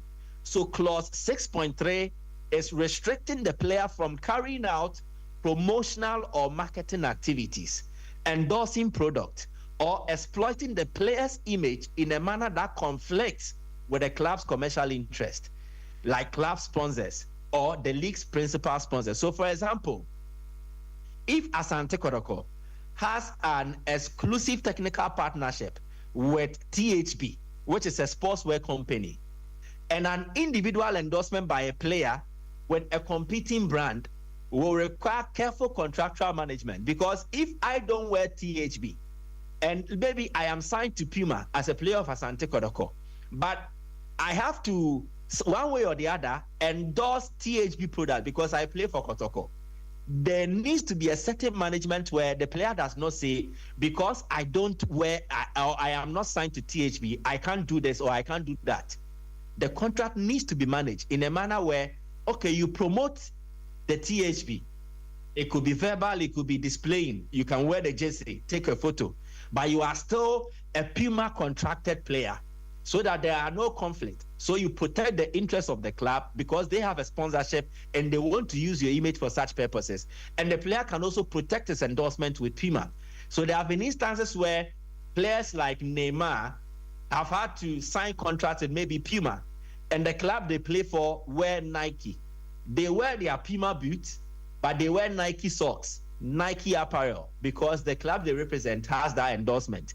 Again, when that club is bringing out their team photo, Neymar cannot say that because I am a Puma endorsed athlete or I am a Puma contracted athlete, I cannot wear the Nike jersey and then be in a team photo. So there needs to be a two-way thing. If the player has to benefit, the club has to benefit. If the player has to be protected, the club's interest as well must also be protected. So that is that aspect. 6.3, that says that players must respect the interest of the club in terms of commercial interest. And then players cannot use club property for personal commercial deals without approval. So for instance, last season, there was Albert Amoa. When he signed on to Rexona, he had to do it in an ordinary clothing, because if he showed up in Asante Kotoko kits or apparel, and then he has to endorse Rexona, Kotoko has no business with Rexona. Of course. So, again, so that is also their element. That is clause 6.4 of a document that you read to us. And then 6.5 says players can pursue independent sponsorships. And that is stated expressly in clause 6.5 of the player standard contract agreement. You are preserving the player's ability to undertake independent promotional activities, and they use the player's image, provided the activity does not conflict with the obligations to the club and the player gives reasonable prior notice. So if I have to show up for an endorsement regarding a telecom company or a banking or a fintech campaign, a fashion or a footwear partnership, an automobile partnership, and it does not conflict with the interests or the obligations the player has to the club, I can go ahead and do it so that I can also make some local fuel from there, so that I can survive. So it is a detailed document that spells out all these things. And I am happy someone like David has brought it up. But some of these clubs have already started implementing it. Ediana, when they signed Amankona, definitely went through this process with him. Every new player that has been registered this season at their respective clubs were allowed to read this contractual document and then agree to or disagree to some of the clauses or the stipulations, make amendments to or don't make amendments to some of the stipulations before they sign the dotted lines. If a player did not read and just signed it. It is to their own ignorance. And this is a time where players will need to be serious and then get people who know what they are about so that they can manage them and direct them regarding some of these things in terms of the image right and its implementation. And players who signed from last season too as new players already are running on such a contract. So that is the only thing. Interesting thoughts, Michael. Thank you for that clarity. I'll switch tracks slightly and do some student athletics, but I'll come back to you because I initially wanted your thoughts on the approved grounds for the Ghana Premier League. I know that you've done some work with the club licensing people. You've gone around to see. I'd wanted some insight. So, Michael, just hold the line. Maybe you can grab a cup of tea, coffee, whatever. I'll do the interview. When I'm done, I'll come back to you so we can delve a bit more into the approved venues and we can get a few questions answered on that. So, Michael, I'll come back to you in a bit so you can chillax for a few minutes. This is still the Sporty Breakfast. You can equally send in your thoughts 054-257-1061, 054-257-1061. All right, so as I said, we are switching track slightly. I'll go back to Michael in a bit. Let's do some student sports. We all like school sports, right? Back in secondary school, we all loved intercourse. Charlie, it was 3, 4, 5 days of not sitting in class. It was fun. We loved the change of environment. But this time, let's talk about sports at the uni level. There's something interesting happening on the 21st of August at the University of Ghana Stadium. So to talk more about that, I have 3 wonderful people in studio. I have Bernard Mensah. Bernard Mensah is the welfare secretary of the University of Ghana. What do you call it? Is it Student Sports? Yeah. Okay. The Students or the Sports Students Council or the Student Sports Council. Student Sports Council. Okay, so Bernard, are you Bernard? No, he's Bernard is the Bernard. Okay, why did I assume it was you? Anyway, Scholastica Sechi is the Assistant General Sports Secretary. Hi, good morning. Good morning. Please get close to the mic so your friends can hear you. And Samuel Atiapa is here. Samuel, I didn't get your designation. You are the big man. No, I'm a basketball captain. Oh, Mr. Ghana. I see you are the basketball captain. Okay, Yeah. we'll come back. I'll come back to you in a second. Sure. But now let me start off with you. 21st August, track and field first. Of course, it says track and field, but just take us through how you have put this together, why you are doing this, what's special about such an event. Before we start that, the date has been changed to 24th. 24th. It's no longer 21st, so 24th. No problem. Well noted on my paper. Should I? Yes, please. Okay, so little clarification on the 21st, which was supposed to be on this Friday. Circumstances has happened which we have postponed the date to 24th, that is coming Monday. Okay. And during that period too, it will be quite favorable to us because that's our wishing week and it's quite more of relaxation period for everybody preparing towards the examination period. Okay. This particular program that has been scheduled was done by the Student Sports Council with collaboration with the Sports Directorate as our main sponsor for this particular occasion, and we are looking forward to organize a program for, let's say, a much more relaxing period for students. Okay. Even though we have had inter-halls already, we have had some other departmental games that came across during the semester. But there's also something that we thought of, that another forum to bring all student sports and other students on board to help get something to doing. That's why we actually brought it up. So. Okay. It has been a very great honor for us to be able to bring this thing to the students' body, not just student sport, because it's a sporting event, though, which is for track field and also track and field. But we are looking for it that every other student that come around will get something doing, which might be either you want to play a board game, a card game, which we are looking forward to bring such games around so that it will accommodate everybody, not just because you are not an athlete or you are not a baller boy, that's to say, whether you play volley or handball, so you are not welcome, but everybody is welcome to come and have a view of the program. I see. Scholastica, so, I mean, Bernard says it's for the students, so is it that anybody is just showing up, or you have selected from a crop or whatever? Is it meant for like student athletes? I'm curious. Who will be participating on Monday? Okay, so we've invited athletes from the various halls on campus. So it will be sort of an inter-hall games. Yes, it's just for fun and also to improve our competition spirit. Okay, so it's not like the halls are competing against each other. It's what individual athletes. They are. The halls are unofficially. Unofficially, yes. It's just for the fun of it. Just for the fun of it. Yes, Okay. That's wonderful. Sam, let me bring you. You're a basketball player. So why are you here talking about this track and field, or you moonlight as some track and field athlete? Exactly. I see. Which of the disciplines do you take part in? Long jump. Long jump. Oh, I see. So you are also taking part. Yeah, I'm taking part. Okay, wonderful. I'm curious. I mean, we do know that sports is big across the various university campuses, but how big is it this time around on the Legon campus? Do we have, is the competition intense amongst the halls, amongst the various students, athletes? Yeah, it is intense, and also the bragging rights. So that's why you're organizing this too. Okay, I see. Bernard, so how many athletes are you expecting? On our record, we have over 400 athlete students on campus, just athlete students on campus. And if you are going to incorporate all other halls, they are looking at the whole student body. The student body is over 60,000 plus. So, looking at this, we are welcoming everybody.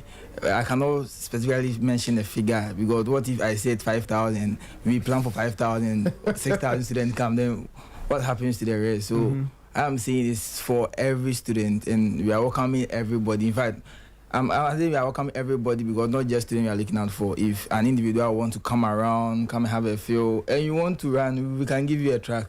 That one there is not a problem because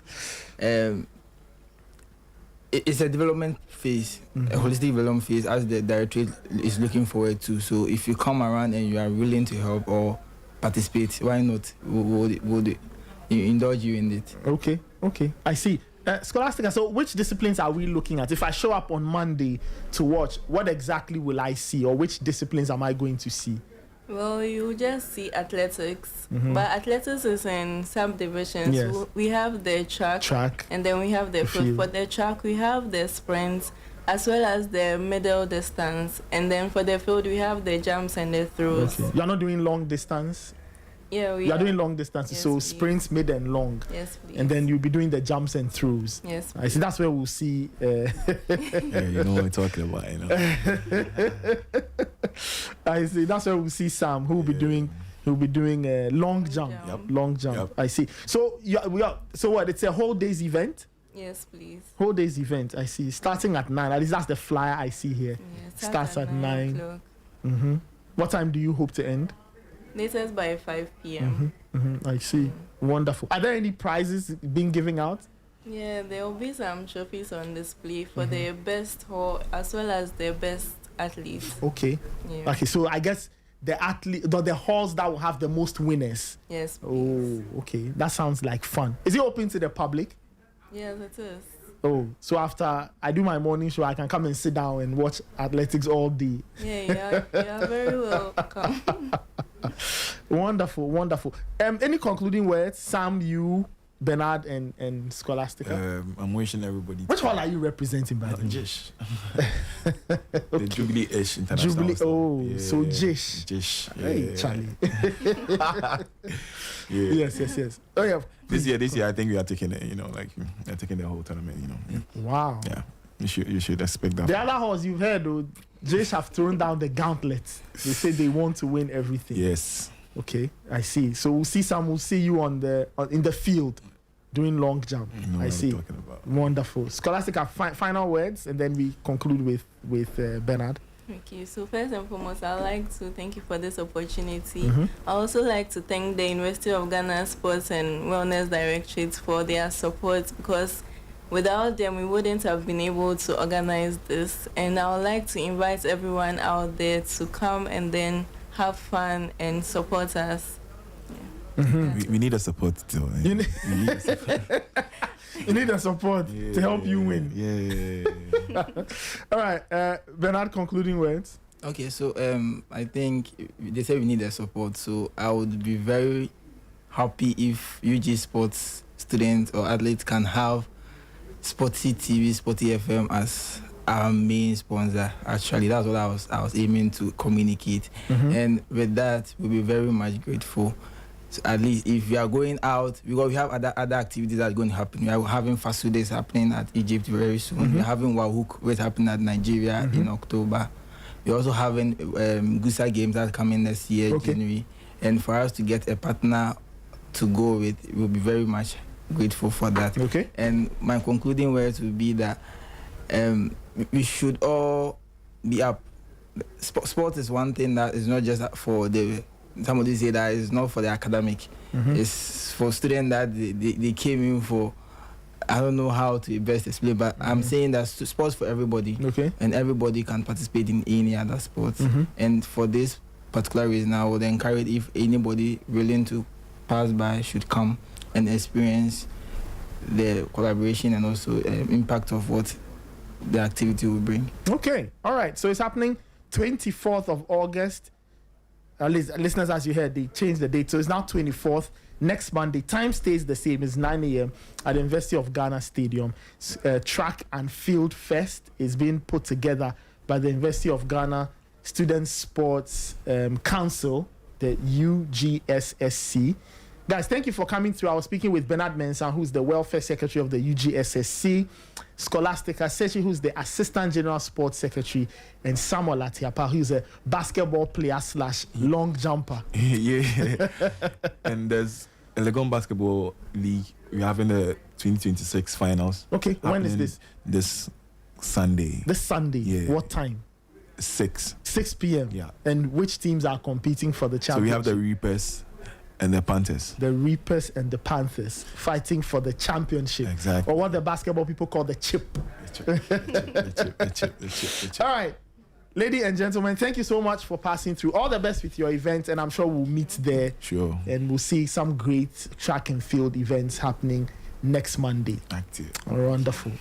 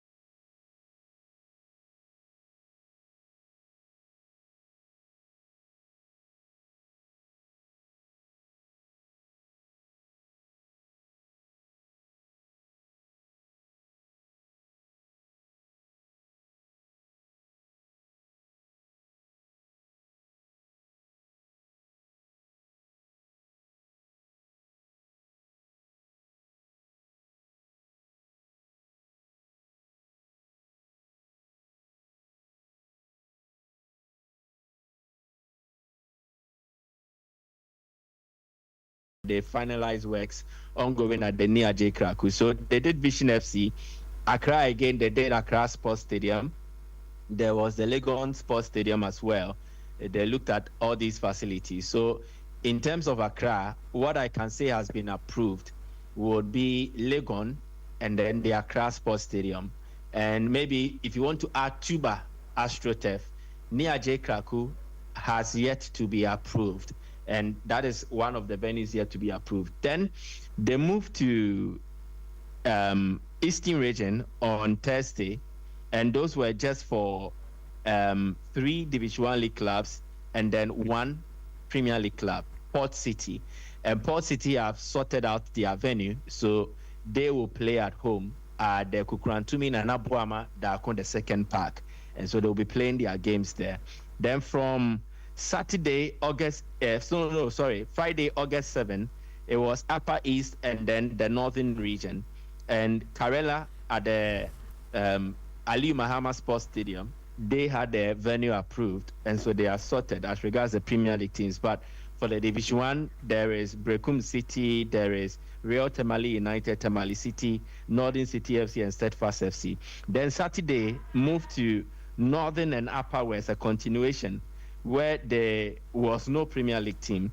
Then Sunday, it was Bunu East, where it featured DBB United. Again, their venue has not been approved, and so they will play at the Brekum Golden City Park for now. And a lot will need to be done. One, the road network from wherever you are coming from to DBB, it is barely more travel. So it will be hellish for teams to travel that long distance on a very poor road to go and play there. So strategically, it was best that in looking at proximity, they moved them to a venue where it could be central, so it does not work against the BB United, and does also not work against any other team that is traveling to play them. So the BB will play their games at the Golden City Park at Brekum. Then again, they also did Young Apostles Wenchi. It has not been approved yet. They will need to sort out some 1 or 2 things to make sure the venue is ready. And then they did Doma Nana Ajimambedu Park. It has been approved, so Ediana can play their games at home at Aston Stand. They are clear to I would have to get you confirmation on that. That has not been approved yet. Talk of Doma. So Ediana will need to sort that out as it stands. And I'll confirm that for you later. Then again, there is Brekum Chelsea. They will play at Brekum. Bechem Nana Fosuji Abode will play there. It has been approved. And then with Asante Kotoko at the Baba Yara Sports Stadium has approved. And their second venue is the Dr. Kwame Chase Sports Nations FC will play in the Division 1 League. And it has also been sorted out. Protocol's first venue and then their second venue have all been approved. And then Obuasi Lenkley Sports Stadium has also been approved for the new Ash Gold to also play their games there. So the venues I can say have not been approved now. T Doma and then the near J Kraku Sports Complex, they have not been approved. And Swedro as well, blacks have also not been approved. The 4 venues that are yet to be approved. DBB would have to at the Golden City Park. All right, we'll see how things play out. Michael, thank you for that. Thank you for that insight. We'll catch up later. Enjoy your day, and we'll speak again soon.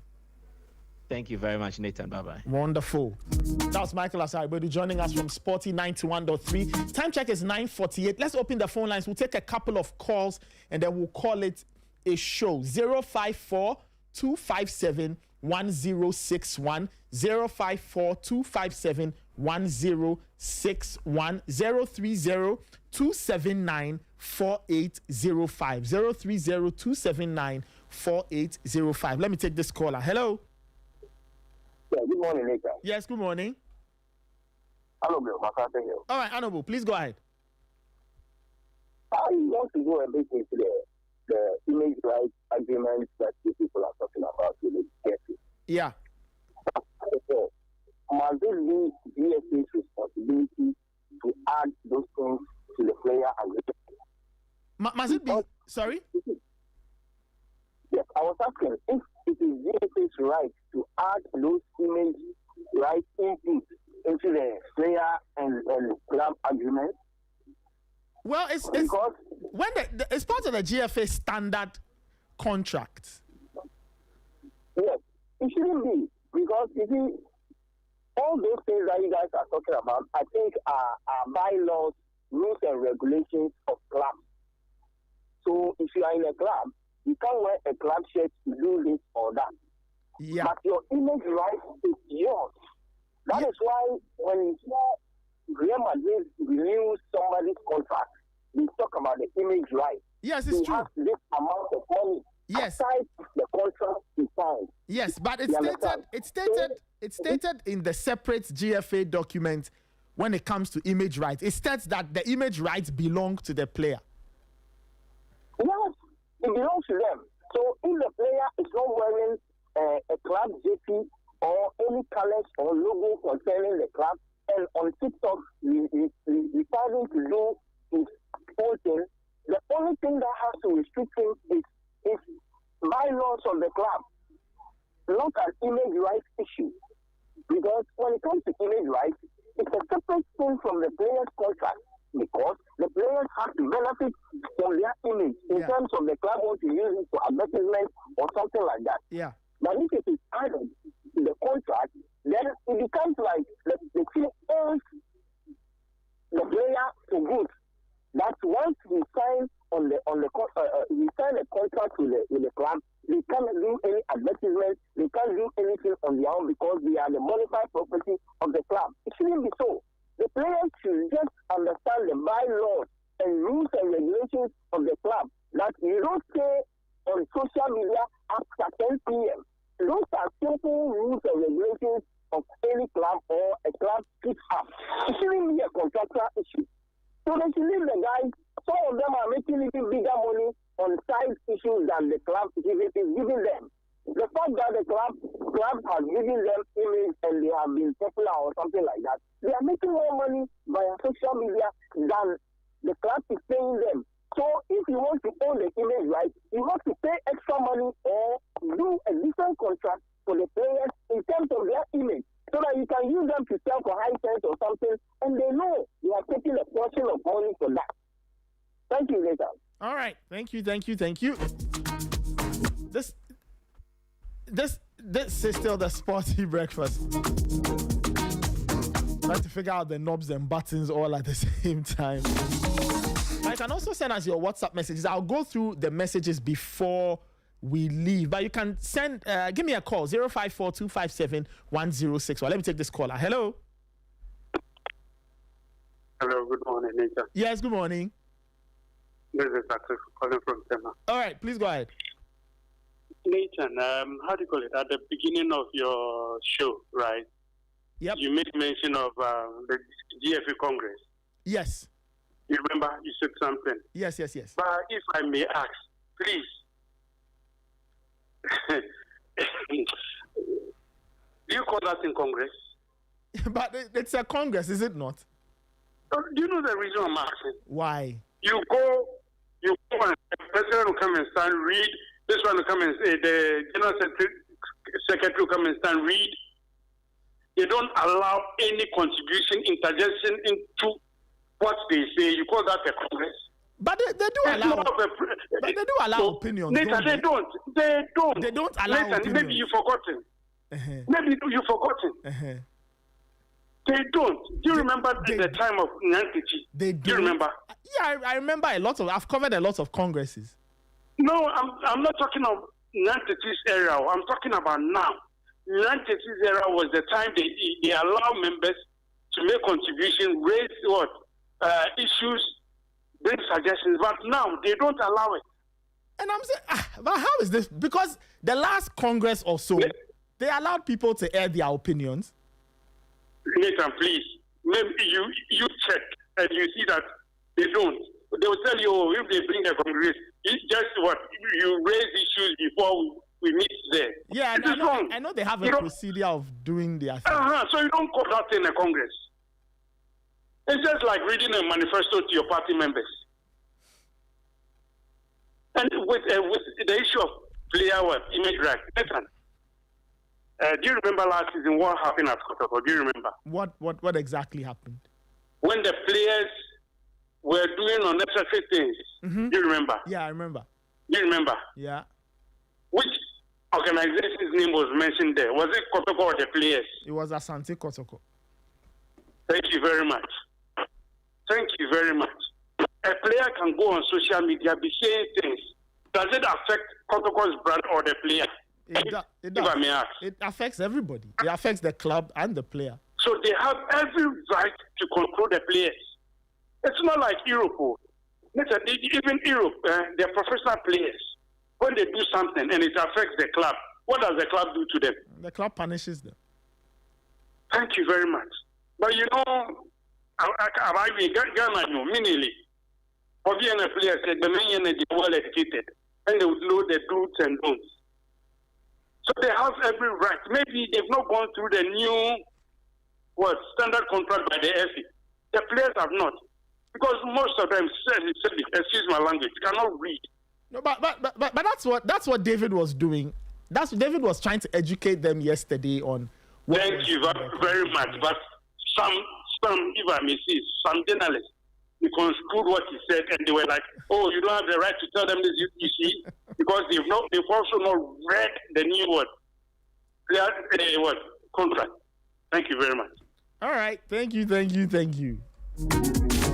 check is 9:55. We'll take maybe 2 more calls. I read a couple more messages, and then we proceed. Hello.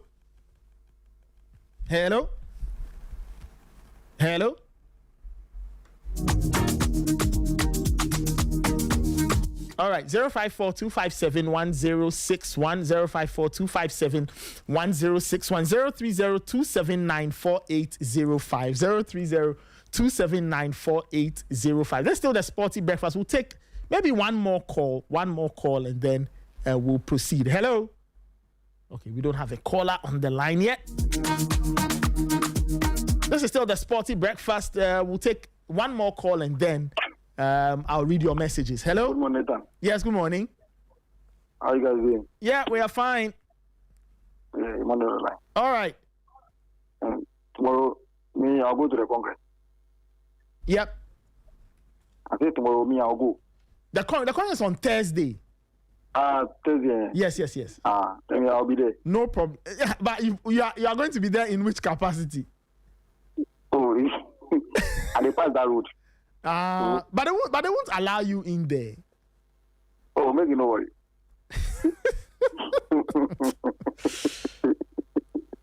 Later, are they going to uncover a new sponsor for the league or what?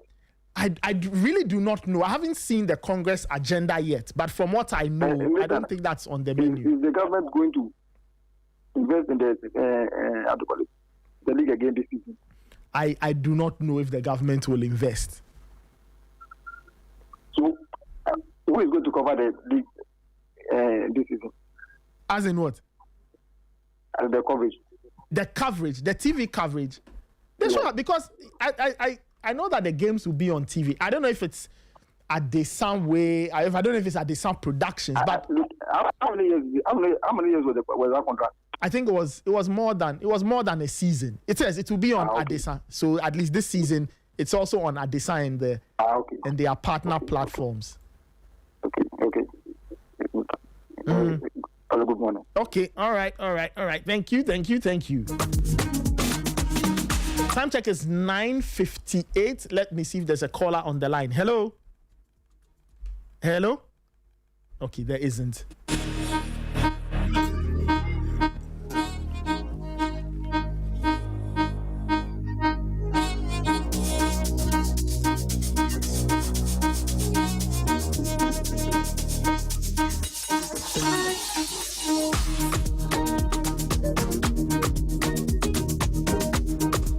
This is still the Sporty Breakfast. We'll be wrapping it up in a bit. Let me take this final caller, and then I go through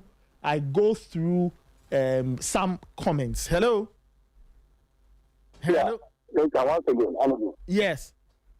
You see, I think last but one caller mentioned about the Congress and the form that they are using. Yes. How can we go to a Congress that you send me the itinerary 2 days or a week, and you expect me to reply the itinerary before I come to the Congress? Then what am I coming to do there? You see, this is what we talk about always, that this GSA, their own statute doesn't allow its members to do what is right. Because if you oppose anything in that itinerary, that means you already targeted before coming to the Congress. If you disagree with something in that itinerary and you reply them before going to the Congress, chances are they won't even allow you to come. So everybody has to judge, everybody has to agree. Yeah, before even the Congress starts. So before the Congress starts, they have sent the itinerary and everybody has agreed with everything that is on itinerary. Anybody who goes to the Congress knows what's going to be discussed. They know the order of business. Yeah. They are sent whatever. If you have anything to say, you send an email to say whatever it is you have to say. And when you get there too, I know that clubs get the chance to also speak and air their opinions. At least that's what I know. I've covered lots of congresses. So when was the last time you covered GSA Congress and club representatives spoke out without just getting up to endorse the FA president, or they came up with an opposition, or they came up with something contrary to what they are presenting? The thing is that you don't have a lot of people who oppose, and even if they want to oppose, I don't know why they don't speak. That is the reason. You people know, the media people, me, I'm not a media man. You know that after that, when you speak their mind for them, they will call you and say, oh, I can't wait there. But if you tell them, if you try to give them an airtime to come and say, they will tell you, no, we don't the car. They will really call you. Tell me if I'm not lying. So how can we run a football like this tomorrow or Thursday when they go there? You see that's what I'm saying. It will happen. There is no any club representative that will oppose anything that will come up. Trust me, let's mark it here. Thursday, we will be here. By the close of Thursday, we will see that he has gotten 100% endorsement in whatever he came up with. And this is why you and I, we are struggling always talking about the same thing on our radio, on our social media, and nothing is being changed. Because it is being monopolized. They are just saying one thing. When they get there, if you try, you go to relegation. And nobody wants to go to relegation. So they're not going to be. How are you? How are you going on relegation? No, but hold on. You see, but they are. Once Abeditele is not even interested in coming to Premiership, but he's interested in playing in that league and then selling his players abroad. These are the reasons. Some of the players who came up with him, how they suffered because they've been speaking their mind. They disagree with things that is happening. But brother, this is an open truth. You can't say it. Me, nobody can arrest me. I am here. I am saying it. You are media personnel. No, you can't say it. I'm speaking it. They should look for me and arrest me if I'm lying. They should look for you and arrest you. And arrest me. And we are not moving forward as a country. Look at Cameroon. The women winning the league, the World in a very dramatic and lively, beautiful way. But the Cameroonian FA is not the best example if you want to talk about an FA that does its things well. Yes, they are not the best example. They also have their own problems. But I think I get what you mean. What do you see? Are they not better than us? They are better. Mm-hmm. Their football is doing better than us. Mm-hmm. Tell me if I'm lying. Their women's football is doing better than us. If we want to mix Cameroon national team with our black side right now, we will take it to. They will beat us. And those are the flagships that put the name up there. They are not doing any better than us. They are better than us on the pitch of play. That is what is more important. Mm-hmm. That is true. They have better structure than us. You understand? They have better structure than us. So they are doing better than us. They will go to Congress and do They can't announce any proper sponsorship for the league. And if the government doesn't do what it did last year, the league will go without a broadcast sponsorship. No, but they have a broadcast sponsor. Adesanya last year for like 2 years. Adesanya is still around, so at least in terms of the coverage, that is fine. I hear. Yeah. Is the headline sponsor that they still don't have? They don't have headline sponsor, yes. Yeah. And tomorrow they are not going to assist. On Thursday they are not going to announce anything like that. I don't think so. It's supposed to be the main thing. They go and announce new deals, things that will help the FA progress. But rather, they are just going to endorse somebody's personal interest and growth in this field of work. But this Thursday, the Thursday Congress is not one. It's not the endorsement one. It's not the endorsement. No. This one is an ordinary Congress. So typically, when they do ordinary Congresses, it is to close one season and open another season. Open another one. Yes. So they are now going to lay out. Yes. So they are going to lay out the rules and regulations for the new season. They talk about budget and their plan for the season. The elective Congress is next year. So it's next year that potentially a new GFA president might be voted for. And you and I know the results from there, so let's not even talk about it. But the election is next year. How do we know the result? Anyway, Honorable, thank you. Let me wrap up my show.